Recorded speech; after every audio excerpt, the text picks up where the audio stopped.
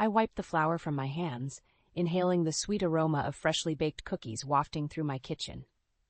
The front door creaked open, and I turned to see Derek sauntering in, his trademark charming smile plastered across his face. "Hey, darling, smell those cookies, but I have something even sweeter for you," he said, his eyes twinkling with mischief. I couldn't help but smile back, even as a flicker of unease passed through me. There was something off about his expression, a darkness lurking beneath the surface that I couldn't quite place. "Oh, and what might that be?" I asked, trying to keep my tone light. Derek reached into his pocket and pulled out a small velvet box. My heart skipped a beat as he dropped to one knee. "Emma Rowland, will you marry me?" The world seemed to stop. This was everything I'd ever dreamed of, wasn't it? Yet that nagging feeling of doubt persisted. "Derek, I don't know what to say," I stammered. His smile faltered for a moment. "Say yes. Of course. We're perfect together, Emma. Think about it. The successful marketing exec and the talented baker. We'll be unstoppable." I hesitated, my hand unconsciously moving to rest on my slightly swollen belly. We'd only known each other for 6 months, and I was already 3 months pregnant. It all felt so fast. "What about the baby?" I asked softly. Derek's eyes hardened for a split second before his charm offensive kicked back in. "That's why this is perfect timing, sweetheart. We'll be a real family." I took a deep breath, pushing my doubts aside. "Yes, Derek. Yes, I'll marry you." He slipped the ring on my finger and pulled me into a kiss. It should have been magical, but something felt off. The next few weeks passed in a whirlwind of wedding preparations. I was at my parents' house, discussing flower arrangements with my mother, when my phone buzzed with a text from Derek. "Sorry, babe. Late meeting. Don't wait up." I frowned, showing the message to my mom. "That's the 3rd time this week," I said. Mom patted my hand. "I'm sure he's just busy with work, dear. Planning a wedding and preparing for a baby is a lot of stress."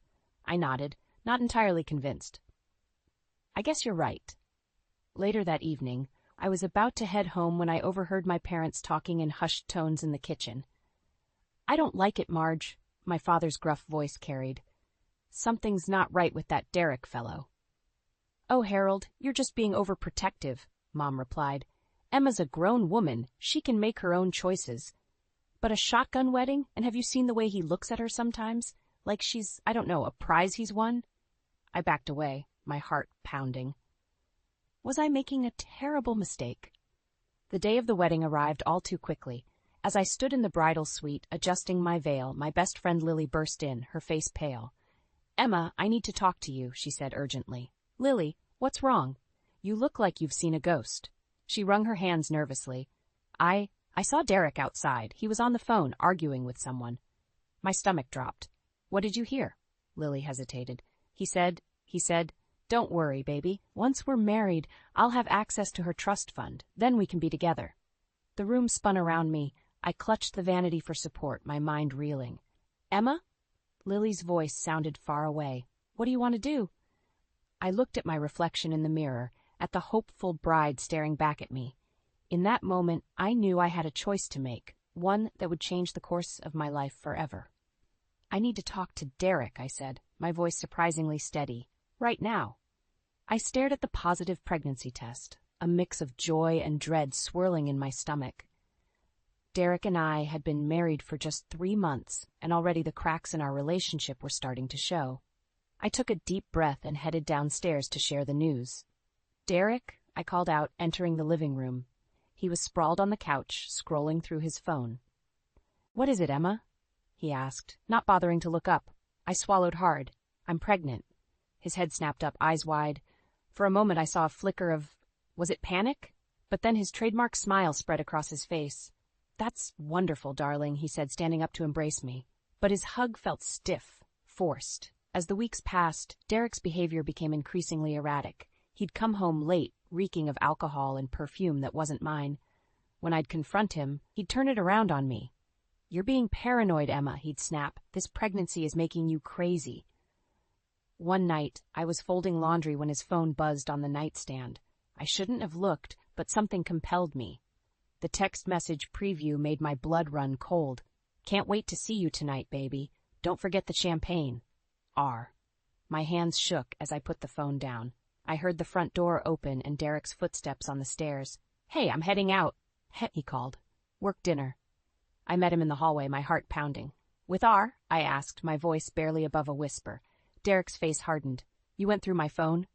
"Who is she, Derek?" He laughed, a cold, cruel sound that made me flinch. "You're being ridiculous, Emma. R is a client. Nothing more." But I saw the lie in his eyes. "Don't do this," I pleaded. "We're having a baby. We can work this out." Derek's expression softened, but there was no warmth in it. He cupped my face in his hands. "Oh, Emma. Sweet, naive Emma. Did you really think a baby would change anything?" I recoiled as if I'd been slapped. "What are you saying?" He sighed, dropping his hands. "I'm saying that this," he gestured between us, "was never meant to last. You were convenient, Emma. A pretty little housewife to show off at company parties, but you're not enough. You've never been enough." Tears streamed down my face. "But our vows. Our baby." Derek's laugh was hollow. "Vows are just words, Emma. And as for the baby," he shrugged, "well, I'm sure you'll make a wonderful single mother." With that, he turned and walked out the door, leaving me standing there, shattered and alone. The next few days passed in a blur of tears and sleepless nights. I was curled up on the couch when the doorbell rang. It was Margaret, Derek's mother. "Emma, dear," she said, pulling me into a hug. "I came as soon as I heard. How are you holding up?" I broke down in her arms, sobbing out the whole story. Margaret listened, her face growing darker with each word. "That boy," she muttered. "I raised him better than this." As we sat talking, my phone buzzed. It was a text from an unknown number. "Emma, it's Rachel. We need to talk. Derek's been lying to both of us." I showed Margaret the message, my hands shaking. "Oh, honey," Margaret said, squeezing my hand. "What are you going to do?" I took a deep breath, feeling a spark of determination ignite within me. "I'm going to meet her," I said, "and then I'm going to make Derek pay for what he's done to us." As I typed out a response to Rachel, I felt a shift inside me. The old Emma, sweet, trusting, naive, was gone. In her place was a woman scorned, a mother to be ready to fight for her future. "Game on, Derek," I whispered to myself. "You have no idea what's coming." I stood in the bustling cafe, my heart pounding as I scanned the room for Rachel. A petite blonde waved from a corner table, and I steeled myself as I approached. "Emma?" she asked, her voice trembling slightly. I nodded, sliding into the seat across from her. "Rachel, I presume?" She looked nothing like I'd imagined. Young, yes, but with a vulnerability in her eyes that caught me off guard. "I'm so sorry," Rachel blurted out. "I had no idea Derek was married. He told me you two were separated." I felt a familiar ache in my chest. "How long?" I managed to ask. 6 months, she whispered. "But last week I saw his wedding ring. When I confronted him, he laughed it off, said it didn't mean anything. Just anger flared inside me. That sounds like Derek." Rachel's eyes widened. "There's more. I think he's been stealing from the company. I saw some suspicious transfers on his laptop." My mind raced. Could this be the leverage I needed? Our conversation was cut short by my phone ringing. It was the hospital. I was in labor. "I have to go," I said, standing abruptly. "My water just broke." Rachel looked panicked. "Do you need help? Should I call Derek?" I shook my head. "No, I'll be fine on my own." But as I rushed to the hospital, pain searing through me, I realized how alone I truly was. Hours passed in a blur of agony and fear. Where was Derek? I'd left messages, but he was nowhere to be found. As another contraction hit, I gripped my mother's hand. "I can't do this," I sobbed. Mom stroked my hair. "Yes, you can, Emma. You're stronger than you know." With one final push, my daughter entered the world. As I held her tiny form, a fierce love unlike anything I'd ever known washed over me. "Hello, Ava," I whispered. "It's just you and me now." It wasn't until hours later that Derek finally showed up, reeking of alcohol. "Where have you been?" I hissed, careful not to wake Ava. He shrugged, barely glancing at the baby. "Out. Had some things to take care of." "Things?" I echoed, disbelief turning to rage. "Your daughter was being born." Derek's eyes hardened. "Don't start, Emma. I'm here now, aren't I?" "Get out," I said, my voice low and dangerous. He laughed. "You can't be serious." "I know about Rachel," I spat, "and the money you've been stealing. Get out before I call security." For a moment, fear flashed across Derek's face. Then his mask of indifference slipped back into place. "Fine," he sneered. "Have fun playing single mom. We both know you can't handle it." As he stormed out, I felt a strange mix of relief and terror. What had I done? The next few days were a haze of sleepless nights, and tearful phone calls. My parents were a godsend, helping with Ava and offering words of encouragement. "You've got this, sweetheart," Dad said one evening as I struggled to soothe a colicky Ava. One day at a time. A week after bringing Ava home, I received a text from Rachel. "Emma, I have proof of Derek's embezzlement. Meet me tomorrow?" As I typed my reply, a plan began to form in my mind. Derek had taken so much from me, my trust, my security, my dreams of a happy family. But I refused to let him take my future. I looked down at Ava, peacefully sleeping in her bassinet. "We're going to be okay, little one," I whispered. "Mommy's going to make sure of it." With newfound determination, I began to plot my revenge. Derek had no idea what was coming, but he was about to learn that hell hath no fury like a woman scorned, especially when that woman is a mother protecting her child.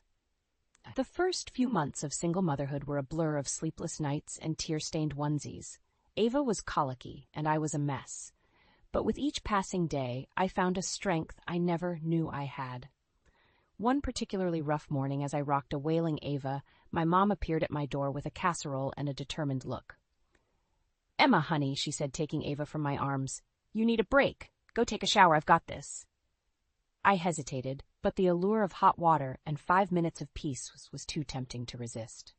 As I stood under the spray, I felt the weight of the past few months wash over me. I sobbed, letting out all the pain and frustration I'd been holding in. When I emerged, feeling somewhat human again, I found Mom in the kitchen, Ava peacefully sleeping in her arms. "How did you do that?" I asked, amazed. She smiled. "Years of practice, dear. Now sit down. We need to talk about your future." Over the next hour we hatched a plan. I'd start a small baking business from home, allowing me to care for Ava while earning an income. It was terrifying and exhilarating all at once. Weeks passed, and word of my baked goods spread through the neighborhood. I was exhausted but fulfilled, finally feeling like I was regaining control of my life. Then, on a crisp autumn morning, everything changed. I was elbow-deep in cookie dough when there was a knock at the door. I opened it to find Derek standing there, looking haggard but still infuriatingly handsome. "What are you doing here?" I asked, my voice cold. He ran a hand through his hair. I need your help, Emma. I've lost everything. My job, my apartment. Rachel left me." I felt a twisted sense of satisfaction, quickly followed by anger. "And that's my problem because I'm still Ava's father," he said, his eyes pleading. "I want to make things right, for her." I was about to slam the door in his face when Ava toddled into view. "Dada?" she said, her little face lighting up. My heart clenched. I couldn't deny her a relationship with her father, no matter how much I wanted to. "You can see her," I said finally, "but on my terms, and you need to get your life together first." Derek nodded eagerly. "I will, I promise. Thank you, Emma." As he left, I felt a mix of emotions churning inside me. Had I made the right decision? That night, as I was going through some old papers, I stumbled upon our joint bank statements. Something caught my eye. A series of large withdrawals made just before our separation. With growing horror, I realized Derek had emptied our savings account. Fury coursed through me. How dare he come here, playing the repentant father, when he'd stolen our daughter's future? I called my parents, my voice shaking with rage as I explained what I'd discovered. "Oh, sweetheart," Dad said, his voice grave. "You need to talk to a lawyer. This changes everything." The next morning, I made 2 calls. The first was to a highly recommended divorce attorney. The second was to Derek. "We need to talk," I said when he answered. "And this time you're going to tell me the whole truth, or so help me, you'll never see Ava again." There was a long pause before Derek replied, his voice uncharacteristically small. "Okay, Emma, you're right. It's time you knew everything." As I hung up, I felt a strange calm settle over me. This was it, the moment that would define our future. I looked at Ava, playing happily with her blocks, blissfully unaware of the storm brewing. "It's going to be okay, baby girl," I whispered, more to myself than to her. "Mommy's going to make sure of it." With renewed determination, I began to prepare for the battle ahead. Derek had no idea what was coming, but I was ready. It was time to fight for the future Ava and I deserved. The aroma of freshly baked cinnamon rolls filled the air as I put the finishing touches on Ava's birthday cake. 5 years had passed since that fateful day when Derek walked out on us, and life had taken unexpected turns. "Mommy, is it time yet?" Ava's excited voice called from the living room. I smiled, my heart swelling with love. "Almost, sweetie. Why don't you help Grandma set the table?" As I watched Ava skip off, I marveled at how far we'd come. My little home bakery had flourished thanks to word of mouth and a loyal customer base. It wasn't always easy, but we were making it work. The doorbell rang, and I wiped my hands on my apron before answering. To my surprise, it wasn't a guest for Ava's party, but a smartly dressed woman I didn't recognize. "Emma Rowland?" she asked, her tone professional. I nodded, a knot forming in my stomach. "I'm Olivia Chen from Le Petit Gâteau. We've heard great things about your baking, and we'd like to offer you a position as our new pastry chef." My jaw dropped. Le Petit Gâteau was one of the most prestigious restaurants in the city. This was the opportunity of a lifetime. I'm flattered," I stammered. "But I have a daughter to consider and my home business." Olivia smiled warmly. "We understand. The position comes with flexible hours and a substantial salary increase. Why don't you come by tomorrow for a trial run?" As she left, my mind was reeling. This could change everything for Ava and me. But could I really balance it all? The party was a whirlwind of laughter and sugar-fueled excitement. As I watched Ava blow out her candles, I made a silent wish for guidance. The next day, I dropped Ava off at school and headed to Le Petit Gâteau, my stomach in knots. The kitchen was a hive of activity, and I threw myself into the work, losing track of time as I created delicate pastries and intricate desserts. It wasn't until I glanced at the clock that I realized with horror that I was late picking up Ava. I rushed out, apologizing profusely to the head chef. When I arrived at the school, Ava was sitting alone on the steps, her little face tear-stained. "I'm so sorry, baby," I said, pulling her into a hug. "Mommy lost track of time." Ava's lower lip trembled. "You forgot about me?" Her words pierced my heart. "Never, sweetheart. I could never forget about you." As we drove home, I wrestled with my decision. The job was amazing, but at what cost? Just as we pulled into our driveway, my phone rang. It was Olivia, offering me the position. "We were impressed with your work today," she said. "We'd love to have you join our team." I took a deep breath, about to decline, when Ava spoke up from the back seat. "Mommy, did you make yummy cakes today?" I smiled at her through the rearview mirror. "I did, sweetie. How would you feel if Mommy made cakes at a fancy restaurant sometimes?" Ava's eyes lit up. "Can I come and taste them?" Suddenly, I saw a way forward. "Olivia," I said into the phone, "I'd love to accept, but I need to discuss some terms about my schedule." After hanging up, I turned to Ava. "How about we celebrate with some ice cream?" As we sat at the kitchen table, enjoying our sundaes, I felt a renewed sense of purpose. We could make this work. I could have my career and be there for Ava. But just as I was basking in this moment of triumph, a familiar face caught my eye through the window. Derek was walking up our driveway, looking as handsome and charming as ever. My blood ran cold. What was he doing here? And why now, when everything was finally falling into place? As the doorbell rang, I knew I had to make a decision. Face Derek and potentially disrupt the life we'd built, or pretend we weren't home and keep him out of our lives for good. Ava looked at me, curiosity in her eyes. "Mommy, who's that man?" I took a deep breath, steeling myself for what was to come. "That, sweetheart, is your father, and it's time we had a long overdue conversation." The aroma of roast turkey filled Margaret's house as I put the finishing touches on my pumpkin pie. Thanksgiving had always been a big deal in the Rowland family, but this year felt different. Tension hung in the air like a thick fog, and I couldn't shake the feeling that everything was about to change.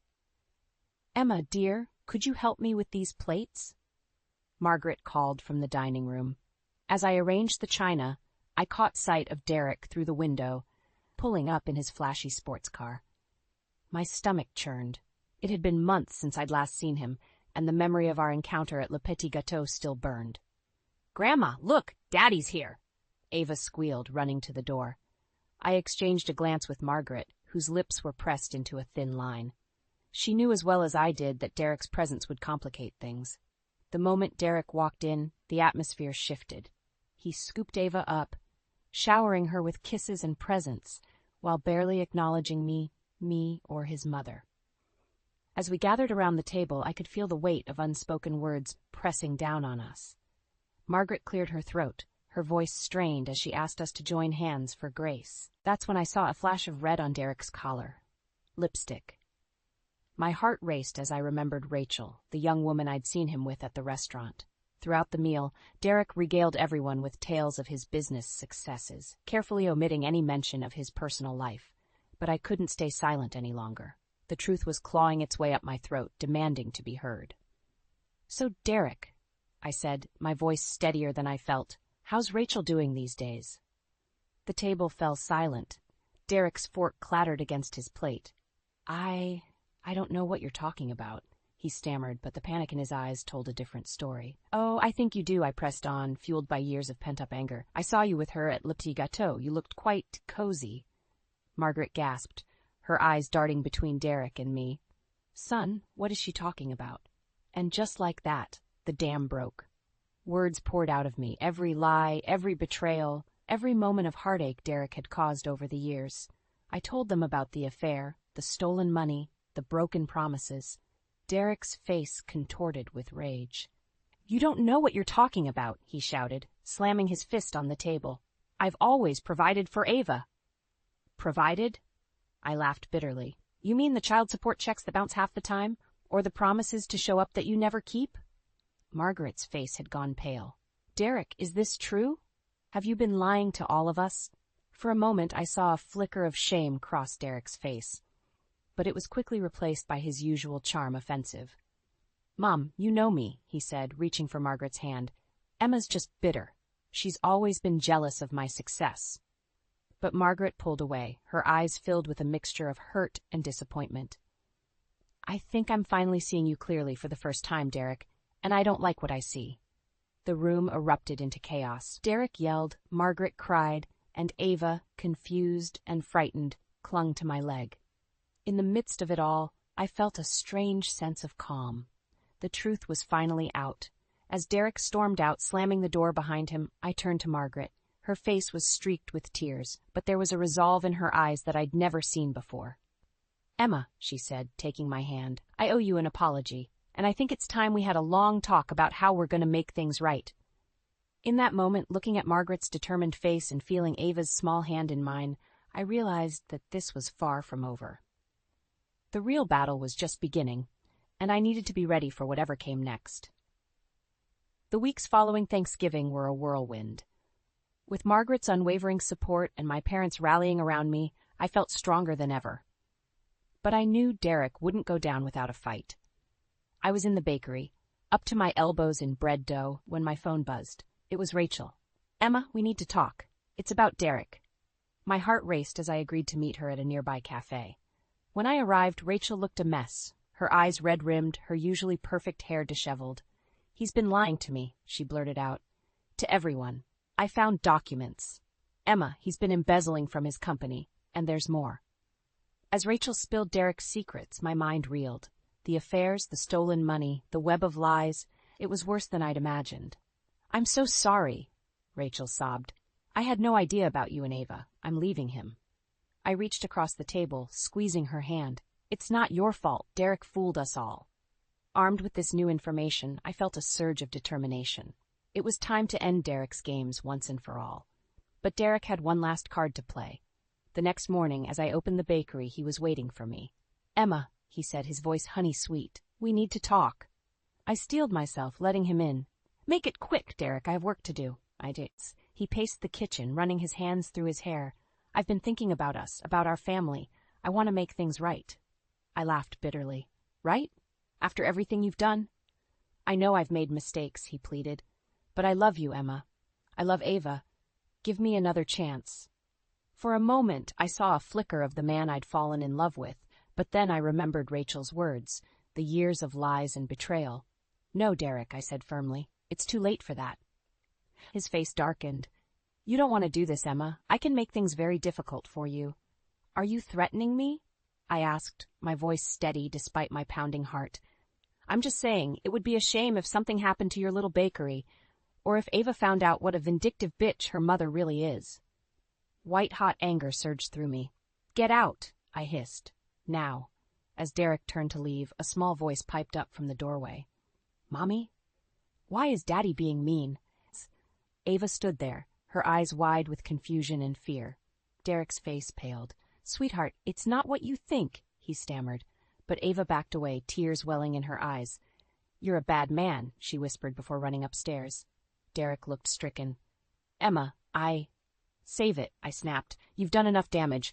But let me make one thing clear. If you ever threaten me or Ava again, I'll make sure everyone knows exactly what kind of man you really are." As Derek slunk out, I sank to the floor, my body shaking with adrenaline and emotion. I'd stood up to him, but at what cost? How could I protect Ava from the fallout? My phone buzzed. A text from Margaret. "Just heard from Derek. Are you okay? Do you need me to come over?" I was about to reply when I noticed something odd. The safe where I kept the bakery's cash was ajar. With trembling hands I opened it, my heart sinking as I realized the truth. It was empty. Every last dollar gone. In that moment, as I stared at the bare safe, Ava's sobs echoing from upstairs, I felt the weight of everything crashing down on me. How could I have been so blind? So trusting? But as I clenched my fists, a new resolve hardened within me. This wasn't over. Not by a long shot. Derek had taken my money, threatened my daughter, and tried to manipulate me one last time. Now, it was my turn to fight back, and this time, I wouldn't stop until justice was served. The morning sun streamed through the bakery windows as I surveyed the empty shelves. Derek's theft had left me with nothing, but I refused to let it break me. I had one last card to play. "Are you sure about this, Emma?" Margaret asked, her voice laced with concern. I nodded, my jaw set with determination. It's time Derek faced the consequences of his actions. With trembling fingers, I dialed the number Rachel had given me. "Hello? This is Emma Rowland. I have information about Derek Rowland's embezzlement scheme." The next few hours were a whirlwind. Police officers swarmed the bakery, taking statements and collecting evidence. As I watched Derek being led away in handcuffs, a mix of emotions washed over me. Relief, sadness, and a glimmer of hope for the future. Weeks passed, and slowly, life began to take on a new rhythm. The community rallied around me, offering support and encouragement. Margaret, bless her heart, had set up a GoFundMe to help me rebuild the bakery. One particularly busy morning, as I juggled trays of fresh croissants, the bell above the door chimed. I looked up to see a tall, distinguished man with kind eyes. "Emma Rowland?" he asked, smiling warmly. "I'm Robert Weinstein. I heard about your situation and I'd like to help." Robert, it turned out, was a successful restaurateur with a passion for mentoring up-and-coming bakers. Over coffee and my signature cinnamon rolls, we talked for hours about recipes, business strategies, and dreams for the future. As the weeks turned into months, Robert became more than just a mentor. His steady presence and unwavering support helped heal wounds I didn't even know I had. And Ava adored him, often begging him to tell her stories about his travels and culinary adventures. On the day of Derek's sentencing, I stood in the courtroom, my heart pounding. As the judge read out his verdict, guilty on all counts, I felt a weight lift from my shoulders. It was finally over. Outside the courthouse, surrounded by my parents, Margaret, and Robert, I took a deep breath of fresh air. "So what now?" my mom asked, squeezing my hand. I smiled, looking at the faces of those who had stood by me through it all. "Now, we build something beautiful." And that's exactly what we did. With Robert's guidance and the community's support, my little bakery blossomed into a thriving business. But more importantly, I blossomed too. 1 year to the day after Derek's arrest, I stood in my newly expanded kitchen, putting the finishing touches on a wedding cake. As I piped delicate sugar flowers, I caught sight of my reflection in the polished steel countertop. The woman staring back at me was stronger, wiser, and happier than I'd ever been. "Mommy, look!" Ava's excited voice pulled me from my reverie. She proudly held up a slightly lopsided cupcake, frosted in every color of the rainbow. "I made it all by myself." I scooped her up, planting a kiss on her flour-dusted cheek. "It's beautiful, sweetheart. Just like you." Robert appeared in the doorway, his eyes twinkling. "I'd say you both inherited the baking gene," he chuckled, wrapping us in a warm embrace. As we stood there, flour-covered and laughing, I realized that this moment of pure joy and love was what I'd been fighting for all along. Derek had tried to break me, but instead he'd set me free. Free to find my strength, my voice, and a love that was real and true. I looked at Robert, at Ava, and at the life we were building together. You know what? I said, my heart full to bursting. I think it's time for a celebration. Who wants to help me bake a new beginnings cake?